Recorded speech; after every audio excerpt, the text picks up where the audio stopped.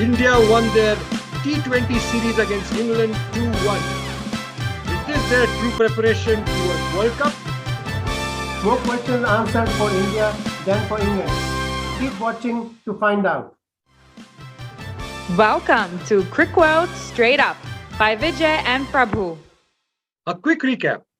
The first two games of the series were almost one-sided. India batted first, England batted second, and India beat them handsomely. Third match was a little more interesting because England batted first, made 215 runs, but India almost made it and got folded for 198 in the end. Now, what do you think about this result, Prabhu? I think it is a fair result. India really played very, very well. England, I don't think played up to potential. On the other hand, I think there were reasons for that. But looking back, the team who won the toss batted first and won the game. So the toss played a big factor in the decision of the actual outcome of the match. Sure. And what do you think were the gains for India? I think let's take the bowling first. Bhuvneshwar Kumar, who many expected would not actually play for India because of his performance last year in the World Cup. He made a spectacular performance in the series. Then we had good bowling performances from Shami as well. I mean, I thought we bowled very well. Even Avesh Khan bowled pretty well. The spinner bowled decently like Chahal, and the standout was Hardik Pandya when he took 4 wickets in the first game. That's right. He actually pretty much carried his very good form against Ireland into the first T20 in England, which was quite a plus. And if you consider, there were some good performances, as you rightly said, even by from the England side. But were they enough? Definitely not enough. I have a feeling that they really played their cards too early, meaning that they rested a lot of top players like Bairstow, Stokes, Root, and the like, because I think these guys will make it in some form or the other to the World Cup. Maybe they wanted to give the youngsters a chance, but yeah, I think it didn't really work out very well for them. But in the third match, Malan made some 70 odd runs, and he's their permanent number 3. Interestingly, as you called Bhuvneshwar Kumar, he's actually reinvented himself. He's added about 5 to 6 kilometers to his speed. He's swinging the ball. We always knew that he's going to be a handful in English conditions, and he delivered. The bowling lived up to kind of expectations, or probably even better. Let's take a look at the batting as well. The Indian team, we had Rohit Sharma again not able to convert starts. Kohli not able to make it big either. But the good form of Hardik Pandya, then Surya Kumar Yadav with 100 in the last innings, some decent performances by Pant. I think that was basically the good gains for India. Looking ahead, few more questions to ask of the selectors and from the players as to what they would like to, what gaps they would like to plug in. But still, 2-1 is always better than 1-2. Oh, any day, any day. You will definitely see that they carry on that form into even the one-day series, I suppose. We don't want to beat up on Kohli not performing to the level that he's expected to perform and so on and so forth.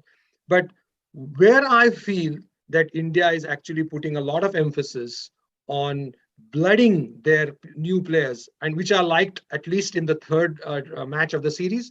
They got in Umran Malik, and as you rightly said, they also got Avesh Khan. Yes, they went for a few runs here and there, but most importantly, they at least got an exposure outside of India. So yes, Umran Malik also, I think, played in Ireland, but importantly, here he went for a lot of runs. So it's, I think, to an extent, it's a wake-up call for him as well. It's a learning curve. I mean, the more top teams you play against, the Sure. hopefully you learn quicker. He'll be having many more opportunities before the World Cup to prove himself and to improve and to learn. And then it'll be up to the selectors to see whether he fits, into the team. So what about And Surya Kumar Yadav's batting? Sky has been playing brilliantly over the last 18 months or so in every form of cricket, whether it's T20 or one day. Whenever he gets an opportunity, he makes it count. Hmm.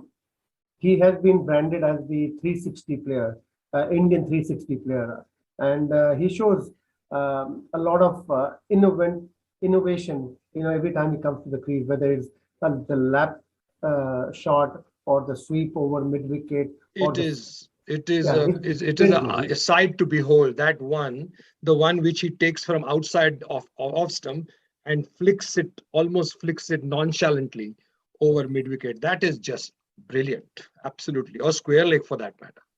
Yeah. So I mean, his performance in the last 18 months has been very, very good, and we look forward to him continuing the form in the next 3 months So into the where would World you Cup. place him in the team? So now we are looking at T20. I think he'll be at number 4, just after Kohli. Now I have some questions about the batting order. I saw that Indian actually had a punt open the innings, and I was wondering why would they have punt. I know that it's good to have a backup, but then if punt has to open, uh, I mean, looking at the World Cup when Rahul comes back, would Rahul go back down into the middle order? Or if Rahul is going to open, then what was the point of having punt there? I would rather have Kohli and try him to score some runs using the top 6 overs, the power play. Yeah, but I think they have been opening with Ishan Kishan as well. So I think it was to actually create, their right hand, left hand combination. That's what I think, because by putting a left hander there, because Ishan Kishan is also a left hander, I think that would be their thinking. Because otherwise, it's pretty similar. All the bowlers can actually have both right handers all the time. They can possibly decide better lines, lengths, and so on and so forth. So I'm just thinking that's one. The other thing was, I think they tried it only in the third match. So the series was in the bag and they must have gone for experimentation. I don't think it's such a bad thing.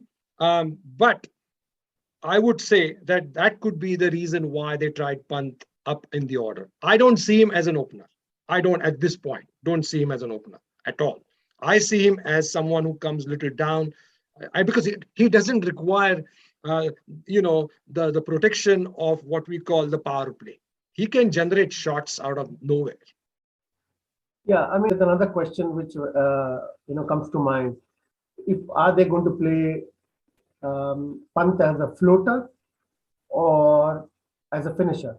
Because they already are thinking about Karthik as a finisher. Then you got Hardik Pandya in the mix, along with Jadeja.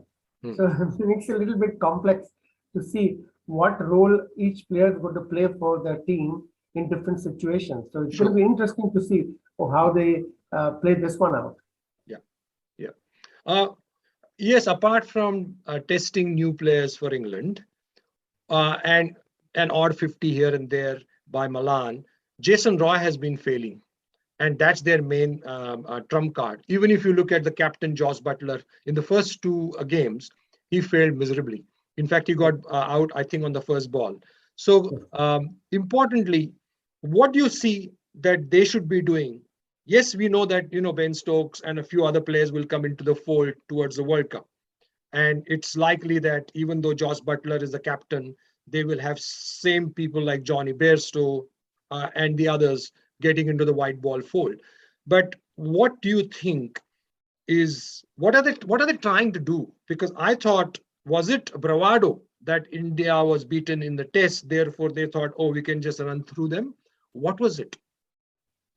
No, I think they've had the same approach like India did, experimenting, giving youngsters players who were on the fringe, give them a chance to get some, experience. Because leading into the World Cup, they didn't want a situation where if one of the top players had an injury, They didn't have anybody with any experience or any form. I think that was the main concern, that they could afford to lose the series against India, but the focus really is on the World Cup. Sure, like every other teams would be.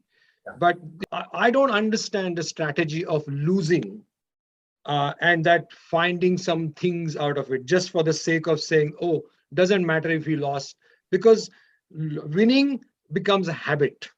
And the way I see it is that if you form a good habit, like what Indians are possibly trying to do right now, is play as many T20s. And I suppose most of the other countries also would be doing that, because they are all basically gearing for the World Cup. The greater level of percentage of wins that you have getting into the competition, you bring that confidence with you. And also, that's my thinking. Of course, that's how we used to play when we played. So you never actually go out on the park to say, okay, I don't mind if I lose. No, of course not. Do we? Yeah, see, my thing is that India is a top team. And if you have to blood new players, I don't think you will do it against a number 9 or 10 team and expect those games to be actually real. Okay. I'm not saying it's a good thing, but this is what they try to do. No team would try to go into a match or a series trying to lose. Hopefully so. So that's all, folks. We will be actually covering the one-day series as soon as we post this one out. Most importantly, remember to like, share, and subscribe. And thank you for your support so far. Prabhu, famous last words? Well, I think less than 100 days for the World Cup. Guys, we will be keeping a very close eye, and we'll probably bring up a World Cup special as well before the World Cup. So keep watching. Remember to like, share, and subscribe. Also, don't forget to hit the notification bell so you won't miss another video.